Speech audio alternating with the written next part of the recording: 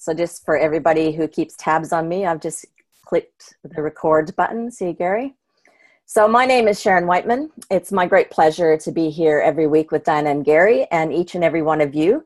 We love this hour on Saturday morning, our time, and we're very grateful to our North American experts like Ray today who give us some of their Friday evening. Diana and Gary and I have been doing this for about 12, 13, 14 years. And, you know, truly it's a selfish move. It benefits us. And we wanted to make sure that our desire for education and community and inspiration and support was shared with all of you. So we thank each and every one of you, whether you're here live. I know it's a busy time, so many people listen to the recording, but a big congratulations to you for giving to yourself by this hour of education on being the best you can be in partnership with Manatech. Now, it's our great privilege to have Ray Robbins. He just says yes every time I ask him, and I'm so grateful. He's a 3-star platinum, but not for much longer. He's got big goals, and he's known as the Road Warrior. He travels worldwide to support, train, and inspire associates partnered with Manatech and the Manatech brand. Ray is from Flower Mound, Texas, and he has 30 plus years experience in the sales profession. He has a Bachelor of Science in Biology and Chemistry and served in the military flying helicopters in Vietnam, where he earned the rank of Major. Ray is an active member in his community, and he received the Chamber of Commerce Entrepreneur of the Year Award and has a real heart for children and our Mission 5 Million. The North American Giving Spirit Award is named in his honor, which really deeply and truly says it all. As the co-founder of Manatech and previous member of Manatech's board of directors, Ray is indeed positioned to be the highest support to associates. He carries the heart of Manatech on his sleeve, and he passionately helps everyone worldwide. He's recently published a book called, it's his second book, I believe, Get a Grip, with his son, Kevin. And you're going to be both delighted and inspired and supported by what we're going to talk about this morning. So, Ray, thank you so much for being here today. That's my pleasure. And Sharon, I appreciate all of the years that you've made sure that there was a great educational format for everyone that is interested in building a business in Australia. It's fun. I don't know how many times I've been on your calls, but I know you're always there. And I think that because you do them all the time, you keep them going. How ridiculous would it be for me to ever deny you? I will never tell you no. Anytime you ask, I'm going to say yes. And I'm going to help you get other people too that I think would be good on the call. Have you ever had my daughter-in-law, Dimra, on a call? Yes. I usually get most North American speakers once a year is what I ask. Every once in a while, it's last twice a year. She's amazing. She's a very, very fantastic young lady. Because all of my kids are getting older now too. I don't know how much longer I can call her a young lady when she starts to have kids of her own that we're calling young ladies. You know? Yeah, we won't tell her. We won't tell her.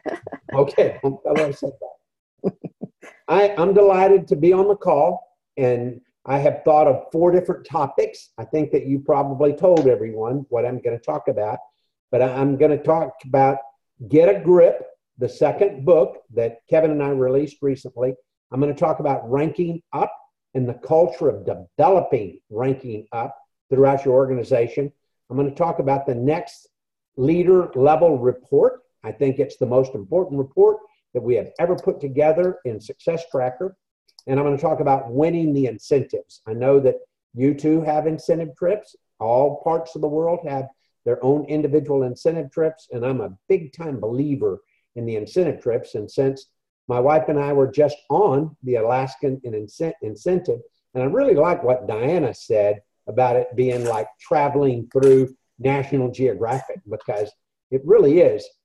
Many of the incentive trips, and I'll talk about incentive trips first, I think have made me a different person by being able to see how other people live all over the world. And you would think that when you're talking about living all over the world, you're thinking about different countries. That's not necessarily so, especially in countries as big as the United States, as big as is Australia. The cultures in Australia are so different. One time in Australia, I had the opportunity of going to the far west, to the far north, to Tasmania. I got to cover the country of Australia real well. And it is very big. It's very large. And the culture, the peoples are different in all of those areas. The geography is different. The weather's different. The methods that people use to make a living is different. Their habits are different. In some places, a lot of people like to drink coffee. In some places, you have a hard time finding a coffee shop at all. Well, Alaska is considerably different for the U.S. And to go to Alaska is like going to a different world, not just a different country, a place where you see glaciers, where you see bears, where you see a lot of whales of different kinds, where you see eagles all over the place. Eagles are the bird of the United States. They represent the United States. But I rarely get to see an eagle. I go years and years and years, and I never get to see an eagle. But if you go to Alaska, you see eagles everywhere, in every city, in every metropolitan area, out in the wilds. There's eagles everywhere. I think they must like it considerably cooler than what it is in this area. So you get to see things you don't get to see otherwise. You get to do things that you don't do otherwise. And I like the incentive trips putting people that made the incentive trips happen for them, rubbing shoulder to shoulder, sharing ideas, telling each other what they do to be successful in their different parts of the world. I see friendships develop among people that are not in the same organizations, and they couldn't care less. I see people develop an attitude on incentive trips of delighting in the successes of others, regardless of whether they're upline, crossline, downline. They just love the success of others, and they love hearing about the successes of others. On most incentive trips that I've been on, we do some kind of recognition, and I think people will work harder for recognition than they will for livelihood, for income. And I love being in the set of people that have won their way to an incentive trip. And it is something that they earned, something that they won. And I think that nothing begets, this is a favorite quote of mine. It's Ray Robbins' quote. Every quote that I do is not somebody else's. This one's mine. Nothing begets success better than success itself. Once you attain success, it is so much easier to step up to the next level of success, to beget even more success. So I'm a big advocate of incentive trips. I'm a big advocate of winning incentive trips. I see different attitudes towards winning incentive trips across the spectrum of people at different levels. I see a better attitude towards winning incentive trips from people that are newer in the business or have maybe never been on those incentive trips. I'm a rare bird that I win every incentive trip. I'm always going to win every incentive trip. And a lot of people say that that's leading from the top. You know, that's being a leader because you are a leader. I'm doing it because I want to be on those trips with people. And I want other people to follow what I do. But I love being in the places. I've been on several Alaskan trips before, Alaskan cruise trips. But I think I will always delight in going again. Every time they put together an Alaskan cruise, I will be there. This time we went to some different cities. We went to a city that I'd never been to before. We went to a glacier that I've never been to before. We saw bears much more than I've ever seen them before. I was with a different set of people. One person that I met is Russian, lives in deep South Texas, is a medical doctor trained in Russia, that was on the first cruise she had ever been on. First time she'd ever been to Alaska. She obviously won the Alaskan incentive trip. And I was so drawn to her. She was so endearing. I can't wait now to go to McAllen, Texas and work with, and her name is so difficult to pronounce that nobody calls her by her actual name. We all called her Dr. Bella. But Dr. Bella became a favorite. It was so big for her to be so desirable. Everybody wanted her attention and to know why she won the trip and how long she'd been involved in Manatech. And this medical doctor is very intrigued for the first time in her life with appropriate nutrition and how it's benefiting health.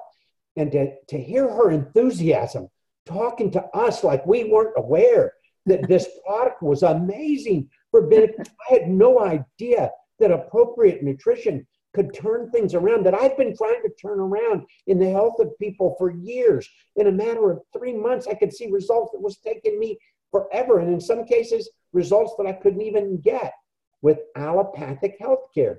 Not that she was knocking allopathic healthcare. She loves that. That's her profession. But she's so delighted that she has a new tool in her toolbox of appropriate nutrition and what it's doing for people. So that was the first thing I wanted to talk about was incentive trips. And I want all of you to strongly consider knowing all of the requirements for every incentive trip and trying like everything to be there. What if you make a strong effort for an incentive trip and you come up short? How's that hurt you? It still built your volume. It built your business. It made you have some incentive, some motivation. It made you work with motivating and incentivizing other people in your organization, because anytime you work to win an incentive trip, you want to work to get other people that you know that are in your organization to be on that same trip with you. So I want to strongly encourage all of you, no matter what your rank, no matter how long you've been involved, go on the incentive trips. Work on winning the incentive trips and work on people in your organization winning those incentive trips as well. I'm going to talk about my book next. And I hope I don't run out of time, because I'm a Texan, and Texans do not mind bragging at all.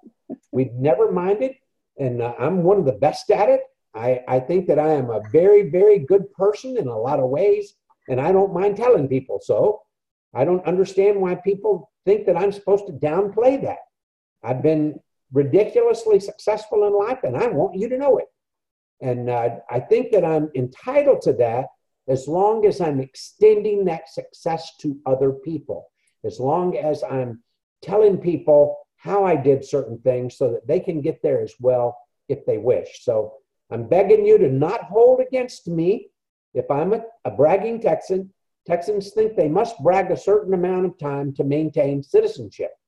So I'm telling you that the book that Kevin and I just came out with, Get a Grip, is extraordinary. It is fantastic. I personally think that it might be the best book ever written for network marketers that are just looking at the industry. I made sure that I covered things about the capabilities of the industry, the freedom of the industry. I built the industry up real well. And I showed people how, with my entrepreneurial penchant from being very young, how I was able to capitalize on network marketing.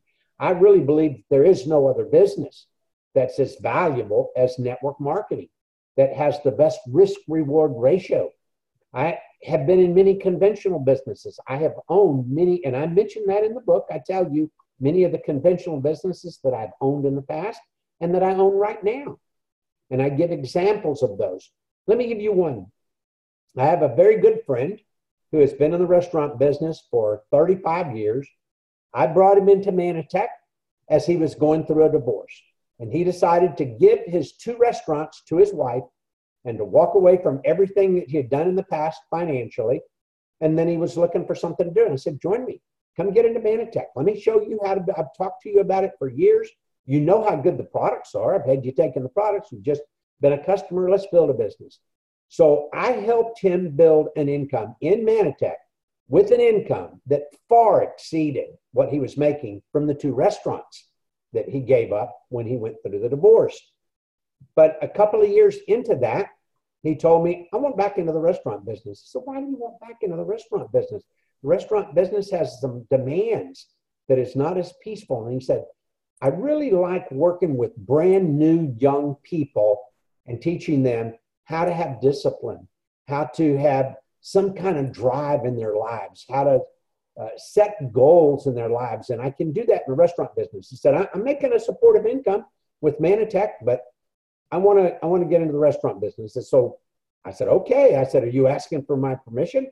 And he said, well, in a way, because you helped me get to a financial freedom position in networking. And I don't want you to think that I don't appreciate that, but I want to get into the restaurant business. So I said, see if you can't find something that will allow us to incorporate Manatech in that business. See if you can't find something that lends itself to us being able to add Nutraveris to something in the product line, something that will allow us to tell people, if you order this, it will be the healthiest thing that you eat all day.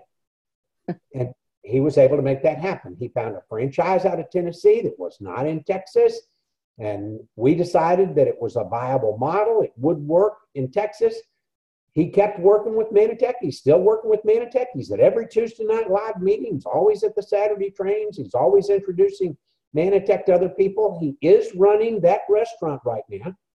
And he has discovered that it takes him 15 hours a day to run that restaurant, whereas he was working about 5 hours a day to run his Manatech business. That 15 hours a day is making less money for him than is the 5 hours a day that he's doing for his business. In order for him to get into Manatech, he spent less than $1,000. In order to get into this restaurant business, it was over $900,000. Wow. So he and I spent $900,000, and we've had the restaurant open for a couple of years now, and that business is making for us much less than what we make off of our Manatech business. So it's been a great example for me to him, and him talking to other people, and he has Manatech meetings in his restaurant once a week. So it's benefiting the business and it's benefiting Manatech. But I have a lot of examples like that in the book. Some other things that I have in the book, I told you a minute ago, a quote of my own. This book is filled with quotes of other people that will help inspire and motivate people, but it's got a lot of Ray Robbins quotes in it too. And I want you to get to know what some of those are. Some of the things that I have decided are worth saying to people on a regular basis, and it makes them see the light. I think that in this business, one of the most important things you're doing is capturing people's imagination. If you want to get people to start consuming better nutrition, you must capture their imagination, because they don't believe, in most cases, that there was something you can do that's going to make their nutrition any better. I show you how to capture people's imagination. If you're going to get people to participate in your business and allow themselves to have a level of freedom, time, finances that they couldn't have otherwise, there are ways that you can capture their imagination. So I make sure that I've got much in the book on how to capture your imagination. In some ways, this book is my story. In fact, after I had written the book, I handed it to Terry Bayless to read, among some other people. And Terry read it, and she read it in about 2 days, and she didn't want to tell me what she thought about the book because she didn't think a lot of it. And so I had finally dug out of her, and she said, well, it's informative and it does teach you some things about network marketing, but I was bored to tears. I had to keep pushing myself. There weren't interesting anecdotes. She said, your life is so interesting. You're one of the most interesting people I've ever run into in my life. And I didn't see that in the book at all. I expected to feel that. So Terry had a whole lot to do with a whole lot of the additions to the book. And fortunately, she talked to my son, Kevin, and she explained the situation to Kevin. And so Kevin read the book, and Kevin said, Dad, she's right. You need to have some pizzazz with it. It needs to have some things that are interesting, that show the kind of person that you are. It goes back to the old adage that we've said in network marketing for a long time, that people do not care what you know until they know that you care. You don't capture their imagination until they know that you care. I hope that there's enough authenticity when I'm speaking that people know I care. I delight in the successes of other people. The reason why I wrote the book was so that people would have the information that would allow them to have a greater level of success. Now, you guys order from Amazon over there? You're down there? You can go on Amazon and you can find Get a Grip by Ray Robbins. Or if you want to write down Ray at rayrobbins.com. There's ways that you can order in multiples. If you get a bunch of people together, you could get multiples and get the book at a whole lot better price. I believe that this book can change your attitude towards networking, can change your attitude towards talking to other people, can change your legacy and your whole attitude towards developing a legacy. So I'm encouraging you to get the book. The book is doing real well in the US, it's doing real well in Canada, but not very many Australians even know about the book. So I'm delighted that I could get on this particular call and tell people this book, Get a Grip, shows you how to get a grip. You know, get a grip means grab hold of your life, make your life valuable, make it bigger and better than what other people are willing to accept. It also stands for a growing, recurring income potential. GRIP, growing, recurring income potential. I think you'll find some unique things in this book that will allow you to motivate yourself better, to plan better, to capture the imagination of other people better. Okay, now I want to talk about ranking up.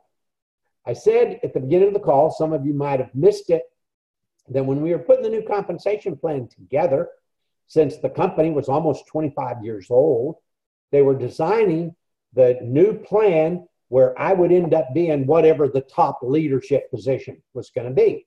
And I said, no, please don't do that. Please give me a reason to reach out and try to get to a different level as well. And it's a massive jump from where I was at, 2-star to 3-star platinum. And I've been able to make that in the last year and a half. And there's a massive jump between 3-star to 4-star and another massive jump from 4-star to crown. So I wanted the capability to have a big reason for me to work harder to rank up. And I've been able to prove that even us old dogs that have been doing this for so many years have got reasons and ways to make sure that we're being greater leaders. It gave me a level of personal development that I didn't know that I needed to pursue, and I did.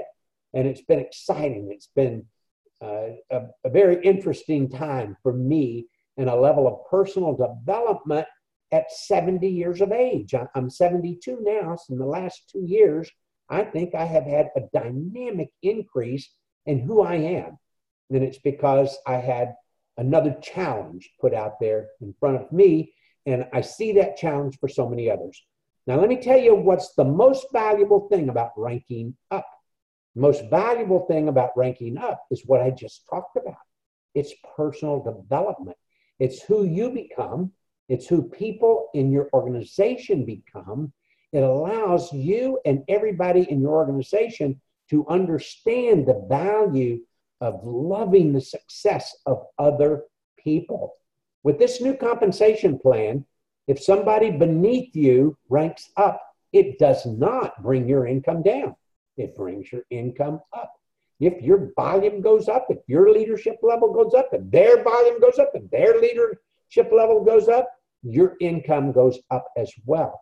So there's a real strong encouragement, a culture, if you will, among all of us to rank up. If you have 10 people underneath you that are pursuing ranking up, what do you think is going to happen to you? You're going to rank up whether you want to or not. You don't even have to be in the pursuit. If you have a whole bunch of people that are pursuing it, now if you're pursuing and you're making sure that you have the points for the number of leaders beneath you at the same time as the volume, is the same time as the sideline volume, there becomes some strategy at every level for the ranking up. So rank up, you want to rank up, you want to develop a culture of ranking up, you want to be constantly knowing who's ranking up, you want to be constantly congratulating people in your organization that have ranked up, and as well as individuals getting a next level of leadership report on a regular basis. And don't just look at it on the computer, make a hard copy of it. Always have a hard copy available of where you're at the end of every month for your pursuit of the next month. Now, I think it's wise to make sure you go on Success Tracker a little bit before the end of every month and see where you're at, because I have been doing that for a number of people for about a year now, and I found one person that if I would not have called them, they would have missed being a silver presidential by a measly 18 points. So you need to know before the end of every month if you're close to the next leadership position. In many cases, I have people that are within 200 or 300 points of their next leadership position. And by buying that $200 or $300 worth of product themselves, they increase their income by $700, $800 in that time frame. So that gives them extra product that they can use as samples. And now we've got so many products that you can buy yourself that are in slim sticks that you can use as samples. So it's even more advantageous to do that. So make sure that you're pursuing ranking up yourself. You know people in your organization that are working towards ranking up. You're knowing how they're progressing at it. You're running copies of them as well. You're having conversations with them. You're giving attention to people when they do rank up, or you're giving encouragement to people as they're getting closer to ranking up.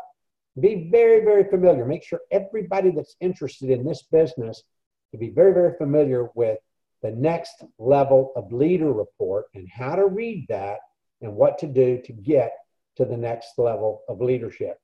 Okay, let me tell you the 4 things that I've covered. I've covered incentives and the importance of always working towards winning those incentive trips, being on those incentive trips, encouraging people in your organization to be doing the same thing.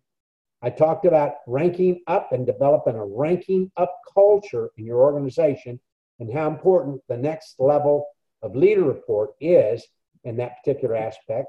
And then I talked about my book, Get a Grip. I strongly recommend that you're reading several books a year. There are many books out there that are extraordinary in helping you have better ideas, better motivation, better incentive, not just for yourself, but for other people. So be reading, be at meetings, be on conference calls. Don't ever miss this call. If you miss this call, I know that it's archived. I know that you can watch it later on. Make sure that you're taking advantage of that. Drop an email every once in a while to your leadership, to Gary and Diana, and to Sharon, thanking them for making sure that this tool is available. When you have someone that's interested in doing this business, make sure they know how important it is that they're on this call. And they're better if you're watching them when they're actually happening than the archive. To carve out that time on Saturday mornings to make yourself a better person in the business that will allow you to be so free is so valuable. Take advantage of it. Should I open it up for questions for a bit? Certainly. We've got more time. So ladies and gentlemen, in this format, you can't speak, but please type any questions you have into the message box. Also wanted to say that you can get bulk books at rayrobbins.com. So there's quite flexible ordering direct available to you there. And Ray, so for someone who, there's going to be, a matter of fact, I'm just scanning who's here. There's some people that are brand new all the way through to, long-term Mantech people. If they're wanting to draw a line in the sand today, like you did that about a year and a half ago, I remember, what commitment did you make to yourself about your daily or weekly activity? Well, all of us draw the line in the sand many times in our life. There are times when we decide that we're going to get a college education or we're not going to get a college education, or we're going to go to a certain degree field or a certain occupation, or we're going to be in business for ourselves, or we're going to improve our health. There's all kinds of times in our life that we draw a line in the sand. What that really means is I'm committed. What it means is no excuses. It's a decision that you're going to make something happen. You're not going to just treat it as a hobby. You're not going to wishy-wash it. I like to use this example a lot. When you decide that you're going to do something, you should do it with great gusto. You should do it with everything that you have. My example is, imagine a pilot sitting behind the controls of a big jet aircraft, turning to his co-pilot and saying, so how much fuel do you think we ought to give it? It's always full fuel. When you take off with an airplane, you push that fuel to the full limit, and you do not come off of that with everything you've got until you're at a certain cruise altitude. You make sure that you do that with gusto until you get to an altitude. Here's what happens, I think, with a lot of network marketers, especially in their beginnings. They're unfamiliar with it. So rather than becoming more familiar with it, rather than putting themselves under the wings of an upline that can encourage them and lead them, they treat it like a hobby. It's okay to treat this business like a hobby. It's acceptable. But if you treat it like a hobby, expect it to be something that if it's dynamically successful for you, it's going to be way down the road. Give it all you've got. Give it some real time. Your response might be, well, I've got a 50-hour-a-week job. I have to do that 50-hour-a-week job. I can't give it all I've got. I promise you there's 168 hours in a week. Subtract that 50. Subtract the hours that you sleep. Get rid of the time that you watch Dances with the Stars or whatever. We spend so much time behind the boob tube. The average person in the civilized world now is watching TV 5+ hours per day. I'm guaranteeing you that 5+ hours per day will not personally develop you. You can watch Dances with the Stars till you're blue in the face, and you will not be a better dancer. You will not make a better income. You will not make your life freer. The things that are going to set you free are the things like Manitech and Manitech Business. Is it going to be difficult? Absolutely. Is it worth it? Absolutely. So to answer your question maybe a little more succinctly, the most important thing when you make a decision is to make sure that you're dedicated to that decision. And then you never, ever, ever stop. If what you're doing is not working, talk to your upline and say, hey, this is just not working. It's going too slow for me. What can I do? How do I get leads? I went to a Starbucks coffee shop today. I like Starbucks. I like coffee. I like the atmosphere. But there's something I like better than all of that. I never, ever go to a Starbucks that I don't meet somebody new that intrigues me, somebody that I just delight in. Today, I went to the Starbucks and I saw several people that I was wondering, who am I going to meet? Who's it going to be? I'm going to meet somebody. And there was one person that I discounted. Oh, I'm not going to meet that person because that person is so young. It was a young black girl, about 16, 17. And I just kind of passed by her. I'm not going to start a conversation with her. She's not going to start a conversation with me. And I started looking at several other people, and she walked over. And she said, do you mind if I sit here? And I said, no, I would love for you to sit there. I said, I saw you a minute ago. I did not notice that you were wearing a big brace on your leg until you walked over here. I said, what's the deal with your leg? And she said, well, I'm a runner. I'm a track star. And people tell me that I might very well be an Olympian, that I've got that kind of. She was so interesting. I just loved talking to this young girl. Why did she come over and want to sit at my table? Why was she drawn to me? Because I'm attractive. Now look at me. Is it the attractive you think I'm talking about? No, that's not what makes me attractive. What makes me attractive is that I want people in my life and they can tell it. I don't just sit down and pull out my phone and start staring at my device like 90% of the world does. I want people in my life, and I start looking around. And she said, I could tell that you wanted to start a conversation with somebody and you were going to leave me out because I was young. And I said, you are so perceptive. That is amazing. I love it when someone as young as you is so perceptive. And she said, well, I've been to an awful lot of countries because of my dad's line of work. We've traveled a lot. That young lady was so interesting. Wow. And she became so interested in Manitech. That young lady in high school, I promise you, in high school, I'm going to have her developing a business with Manitech, and I'm excited. I'm trying to figure out who I want to match her up with because I'm much too old to be working with her. I want someone that's closer to her age. We have a 27-year-old that is, I think he would be good. He's a tennis player. I think he would work well with her.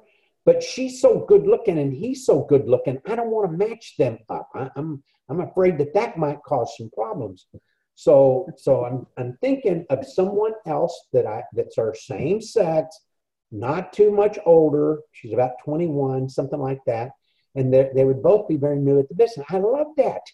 Now, why did I tell that story? Because you're talking about new people, and the number one thing that people think is, well, who do I talk to about this? You talk to people that you're interfacing with. You talk to people that are at the local coffee shop. You go to get a hamburger, and it's okay for you to eat hamburgers because you're countermanding them with better nutrition. And you talk to people, reach out and talk to people, start conversations with people. Sometimes you'll find out that they do not want to talk to you, and they'll let you know in no uncertain terms, leave them alone. That's okay. It's okay if you try to start a conversation with someone and they don't want you in their space. You're going to find that an awful lot of people are delighted to talk to you. So many people are staring at their devices all the time that they're not getting a chance to interface with actually talking to people and having small talk with someone. Let me tell you an interesting thing about small talk. Don't bring up your business until your business brings itself up. Until they do, don't be looking for an opportunity to bring them into Manatee. You look for an opportunity for them to be part of your life, for you to be interested in them, and for them to know some things about you. It'll happen. You don't have to try to push your business off on somebody or push your nutrition off on somebody. Just talk to them. Find out where they grew up, where they're going to school, or where they're working, or what their children do. Find out some stuff about them that make them interesting to you and see where it goes from there. Now, I hope that helped your question a little bit. Sometimes I kind of spread out myself a little bit when I answer stuff, but I love working with new people and showing them the most important thing they need to do is to interact with the world. If you interact with the world becomes yours. Mm. Ray, I'm not sure if you have your chat box open at all. On the bottom of your screen. Anyway, I'll read them to you. I thought you might be missing. I see a box that's orange that says chat, and it says. If you click on that, it'll bring up a list. But there's people saying how much they love. Will it give me the list? It should. Okay. Well, let me see if I put the cursor on it. That does it. I am low tech, folks. You have run into a guy that makes $3 million a year and is low tech. So don't think you have to be high tech. So there's people saying a lot of gratitude and how wise you are. There's a question, time management in your journey and the people that you coach. How important was that? And do you have any advice? Well, I think that in the beginning, you definitely don't want to be involved in a bunch of meetings, but you want to be involved in recruiting about 75% of the time. And then you want to be assisting those that you recruit about 25% of the time. And I don't think in the beginning, you should be very wide at all. Maybe just too wide, just 2 associates. Try to make those 2 associates people that have got some chutzpah, have got some initiative, some motivation about them. Here's a basic in this business that many people leave out. It's in my book. I have become very successful in any network marketing venture I've ever gotten into by getting 2 associates and then making sure those 2 associates get 2 associates and then making sure that those 4 get 2 associates and then making sure that those 8 get 2 associates and then making sure that those 16 get 2 associates. And I usually do not even think about going wider than 2 until I'm at that level. And I can ask people that have been doing Manatech for 5 years, say, so who are your 2 associates? And they tell me, I said, it's okay, who are each of their 2 associates? And they can't tell me. So you don't know the people are just the second level away from you? You're supposed to know those people. You're supposed to have an interest in them. And then do you know that there are 8 people underneath those 4? No, I don't think so. I think there's only about 6 underneath those 4. And I said, well, why? Aren't you getting on Success Tracker and making sure you can be very successful in this business and you can be successful in any network marketing company if you make sure you have 2 associates and then from then on, make sure everybody has 2 associates. You can't help but be successful. Now, there's going to be a time where you decide, do I start giving people away that I'm enrolling? Do I start even letting them enroll? Do I go wider? But initially, you want to go two, who get two, who get two, who get two. And you want to try to make those two that are people that are really going to do something. If you sign up your mother, chances are real good that's not one of your two. There's nothing wrong with signing up your mother. Nothing wrong with even signing up your mother as an associate. But I would bet that it's going to be you that ends up with the responsibility of signing up two associates underneath your mother. And my mom makes several $1,000s a month because I did that for her. She's never signed anybody up. She doesn't know the first thing about signing anybody up and doesn't want to. I wonder how she got married. I mean, she can't sell anything. And a lot of people are like that. So while I'm talking about that, let me tell you my philosophy about people that don't become associates. I have a number of people that are just customers. And I commonly tell people, you don't even need to be an associate. You're not interested in making money. You're not interested in representing a product. You just need better health. You just need to be taking this product. So I have people that beg me to be associates. I say, you're not an associate. You're not sales oriented and you don't want to be sales oriented. Why are you saying that? You know, people are amazed that I do that. And I find them 3 or 4 months later begging me, can I be an associate now? And I said, yeah, I think so. I think you've learned enough now and you know how well yeah, you can convert to an associate. So frequently I bring people in as just a customer. I'm not trying to get them to be. And I have people that are so glad that I did it that way. I have people that tell me things like, you know, I was in Manatech 12 years ago with somebody else, but they were constantly trying to get me to sign somebody up. I didn't want to sign anybody up. I just wanted to take the product. I finally stopped taking the product because I wanted them to stop harassing me about signing. I'm not going to do that. In the Manatech computer right now, for every person that's ever signed up anybody, there are 16 people that have never signed up anybody. And I think that ratio will always exist. So you must understand that most people do not want to sell anything. They just want something that's of value to them. Imagine a person not being able to drive a car unless they sold 2 of them. You know, people aren't going to find out enough about cars to go out and sell 2 of them to somebody. They don't want to sell 2 cars. They don't want to sell any cars. They don't want to have to convince anybody about a car. That vehicle is so important in life, but they don't want to be involved in that vehicle. They don't want to be involved. We're a vehicle. We're an amazing vehicle for freedom, for success, for real life. A lot of people do not want to sell that vehicle. So you have to honor that. And I have right now, I have 15 customers only. And I think I will always keep 15 or so customers. And I do talk to those people at a certain time about them converting to associate, especially if they tell me they're going to stop buying the product. I said, well, I know why you're going to stop. It's not because the products don't work. You know how good the products are. You just can't afford them. You're having a financial difficulty. And they said, well, yeah, that's true. They didn't want to tell you that. I tell them right away. I know what your problem is. You're having a problem with money. You need to become an associate, whether you want to be or not, so that you can keep taking the product for your health. And you also need to become an associate so we can help you with your financial difficulties.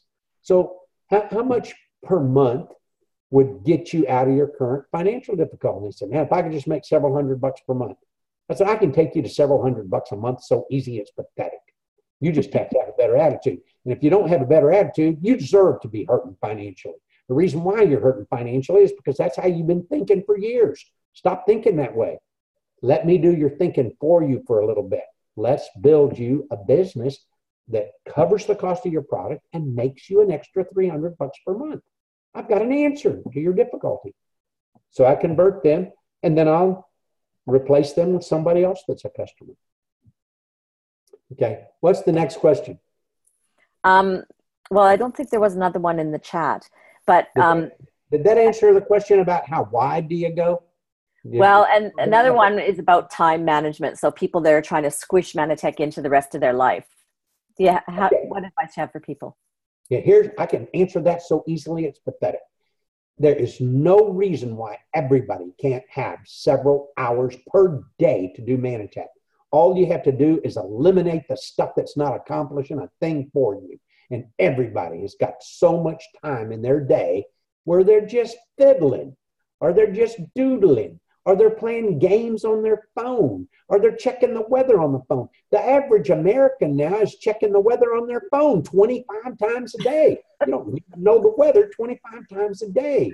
Stop doing that. The average person in America now is touching their phone 2,000 times a day.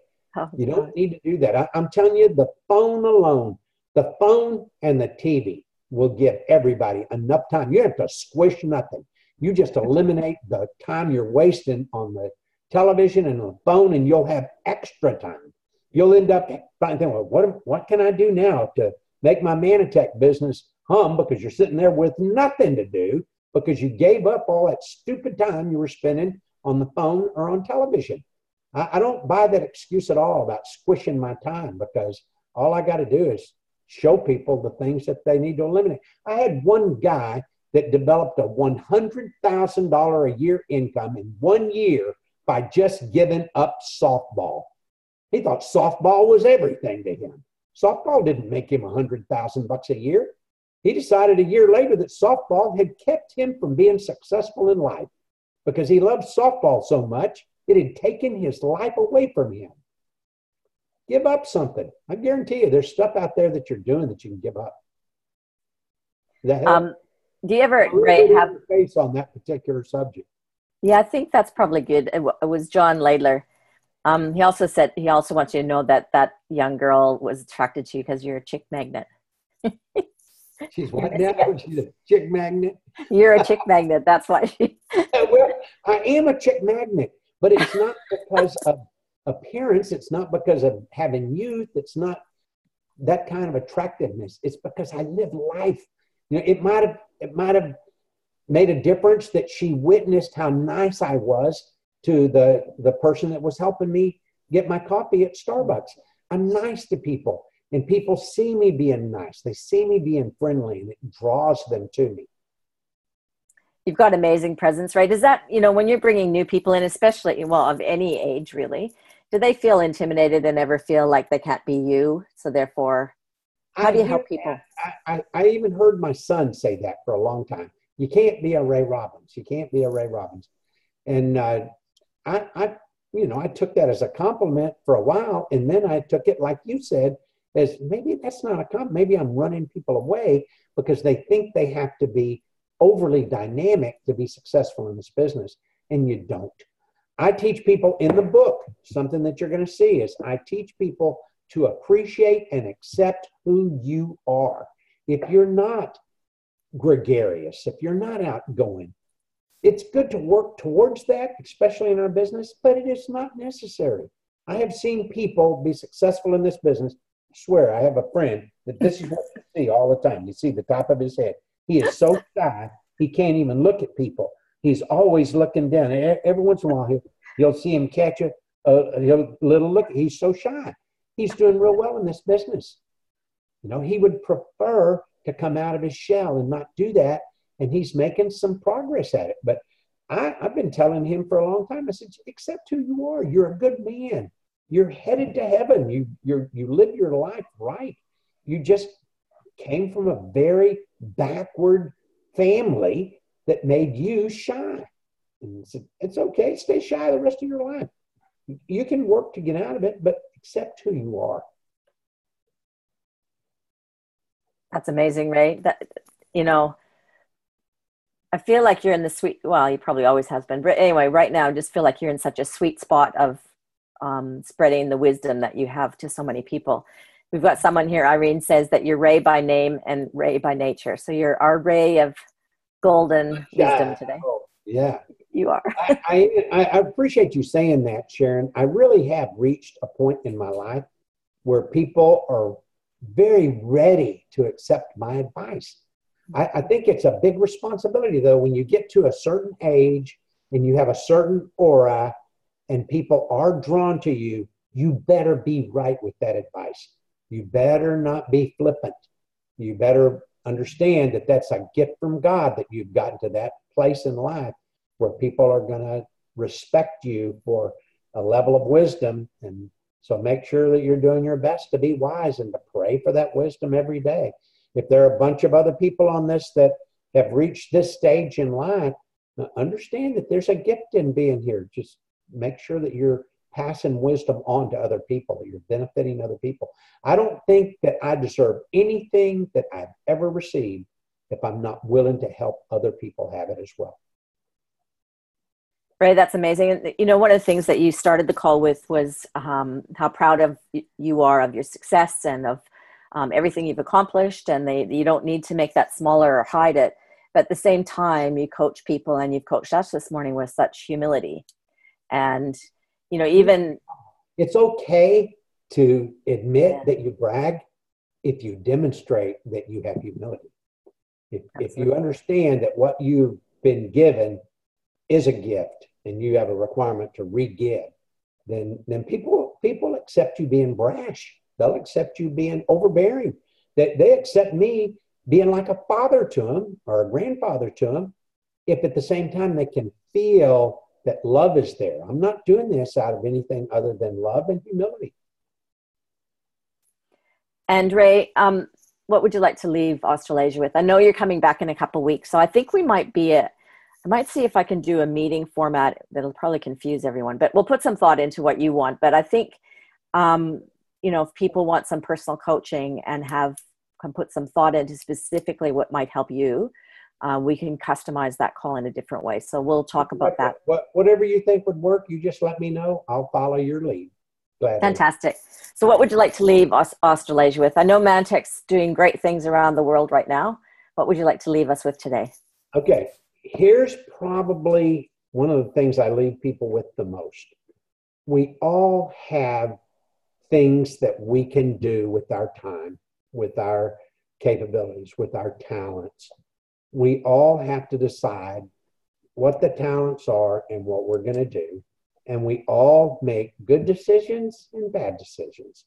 I remember when my kids were raising their kids, they would constantly tell their kids something along the lines of, you're making a bad decision, because they wanted to teach them to make their own decisions without having mommy or daddy telling them all the time.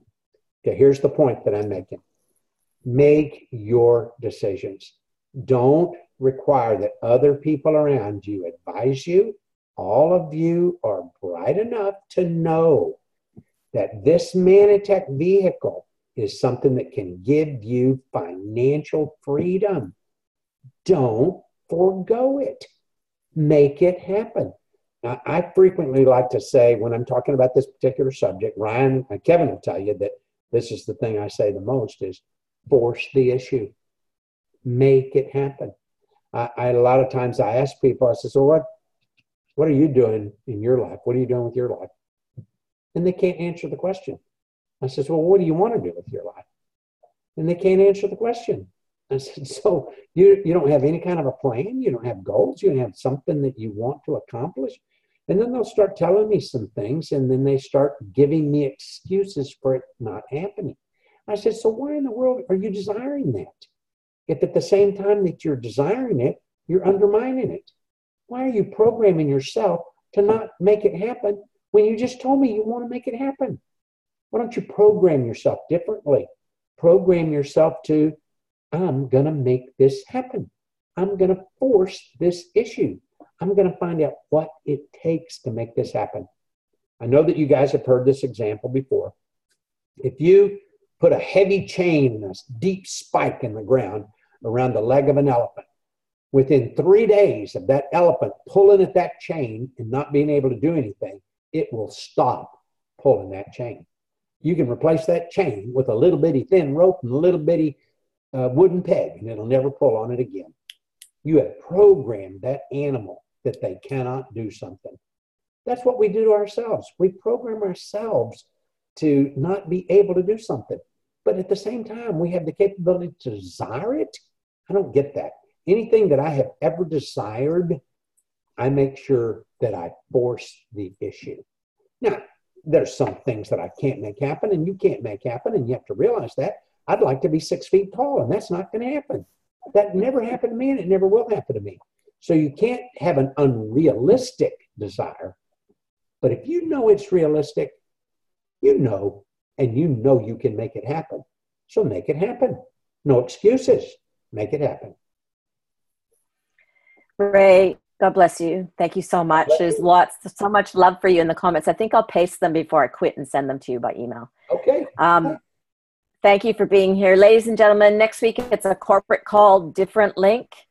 You have to watch for the corporate link to come out, and it's Dr. Nugent on Mana Boom and GI Pro Balance. So Ray, have a fantastic Friday evening. Thank you so much. Pleasure. You guys have a fantastic weekend. Bye-bye. Bye.